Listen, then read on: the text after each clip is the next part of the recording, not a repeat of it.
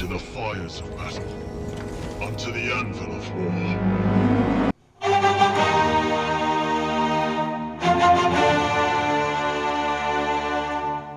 Hello, and welcome to Warhammer 40k's Grim History from the Beyond.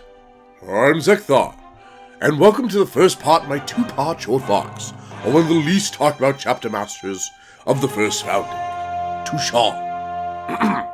Now, Tushan is the current chapter master of the Salamanders Space Marines, and is most well known for his valiant defense of Armageddon, in not just the second, but the third war, which I'll get to here in a minute. Now, Tushan has been recognized by the other chapters of the Adeptus Astartes as a valiant and skilled master, and is respected by nearly all.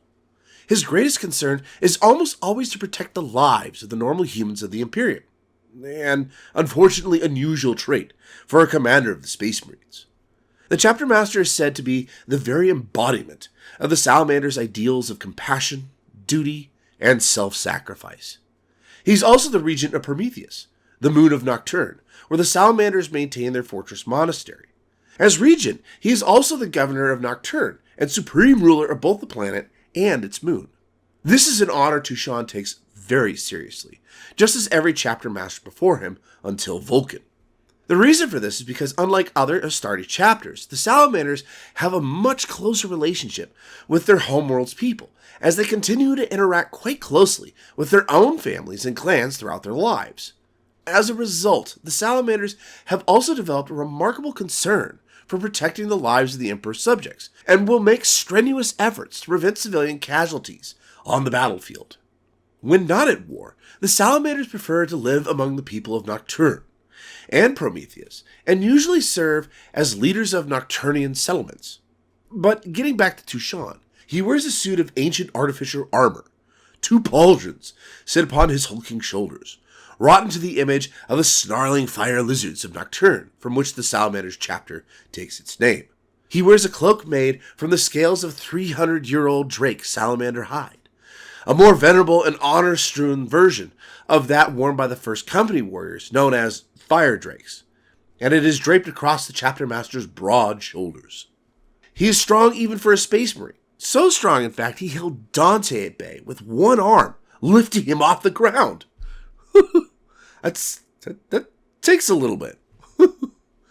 A follower of the Promethean cult, like the rest of his brothers, where it is not uncommon for the Salamanders to engage in ritual scarring by branding and burning, frequently held trials of walking over burning coals and carrying red-hot metal bars are also common currents.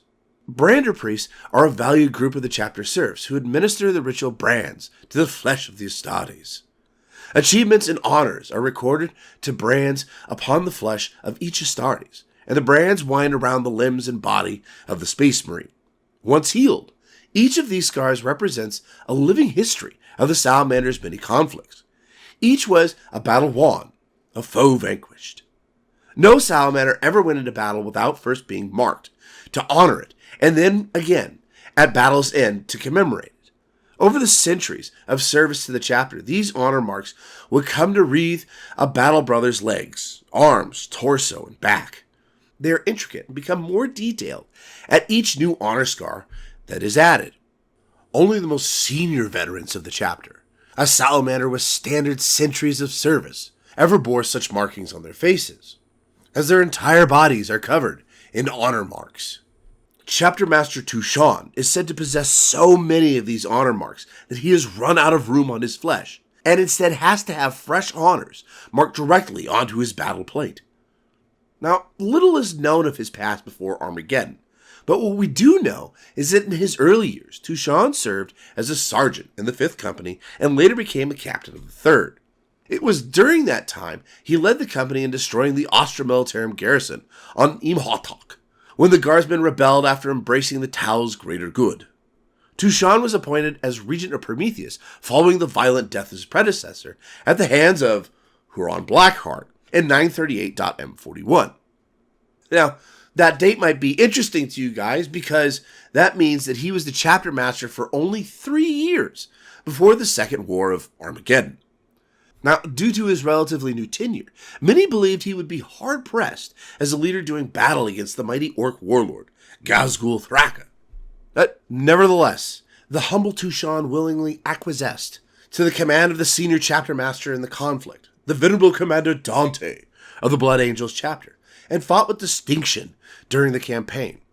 Now, while the Ultramarines defended the beleaguered hive cities of Armageddon, and the Blood Angels assaulted the Orcs head-on, the Salamanders lent their strength to the protection of the Imperial supply convoys and refugee columns, ensuring the safety of the civilians caught up in the war. This was a task often neglected by other Imperial forces fighting on Armageddon. The actions of the Salamanders in defending the Imperial citizens of the beleaguered world from the massive greenskin onslaught has often been held up as a shining example of the role of the Adeptus Astartes in the protection of the Imperium. During the campaign, it was Tushan who helped rally the scattered and demoralized Imperial defenders drawn from the planetary defense forces and the Austromilitarum regiments of the embattled planet. In battle, Tushan and the Salamander's elite First Company were responsible for defending one of the few bridges across the Styx River against the 1,000-strong Orc Speed Freak column, and for fighting continuously for 3 solar days and 4 solar nights. At the end of the campaign, Dante himself sought out the young chapter master and praised Tushan in front of his assembled Blood Angels. This was a supreme gesture on the part of the senior chapter master. For the Salamanders, no greater honor could be bestowed than the respect of their brothers in arms. Now, since then, the two have remained friends, and in fact, my second Vox on Tushan is about just that, an excerpt written by scribe Nick Kine, who records a meeting between the two in Tushan's own words. But that is for next week. And getting back to Tushan's history, after the Second War of Armageddon, Tushan continued to lead the Salamanders honorably, until 57 Terran years later, when Ghazghkull returned to Armageddon at the head of an even greater force during the outset of the Third War for Armageddon in 998.M41. Tushan was one of the first Imperial defenders to respond, leading 6 of the chapter's 7 companies to the planet's defense, personally leading the Fire Drakes once more into battle. The Salamanders directed the efforts against the mighty rock fortresses the Orcs had dropped from orbit. Their aptitude for close-range firefights proved deadly, and Tushan's Space Marines exacted a heavy toll on the Orcs. In fact, Tushan is known to have met Commissar Yark, the hero of Armageddon, and it is claimed that the two had an instant respect for each other. Yark heartily welcomed Tushan's offer to once again defend Armageddon against Ghazghkull. As before, Tushan demonstrated that he and his chapter's highest priority was the defense of the common Imperial citizen. Tushan fought throughout the war zones of Armageddon. Tushan fought nobly, yet the thing I will always take away from his ventures in the Third War was his conflict not with the Orcs, but a fellow Space Marine chapter, the Marines Malevolent. Now, the Marines Malevolent deployed 2 full companies to fight in the Third War for Armageddon. During the war, the Marines Malevolent were censured by the Inquisition for launching attacks that cost the lives of thousands of innocent civilians. The Marines Malevolent believed that the end justified the means and were therefore prepared to conduct war as they saw fit, regardless of who was hurt in the crossfire, as long as the enemies of the Emperor were defeated. An Orc war party of considerable size had been drawn to the Emperor's Deliverance refugee camp for refugees from Hades' hive. Captain Vinyar waited for the Orcs to break through the Imperial defenses and begin slaughtering the refugees before unleashing his whirlwind artillery on the camp. Shrapnel shredded the Orcs inside and kept them pinned down, which allowed the Marines Malevolent to isolate pockets of greenskin resistance. After 6 solar hours of fighting, the Orc warband of 5,000 was utterly destroyed, but at the cost of 4,000 refugees' lives.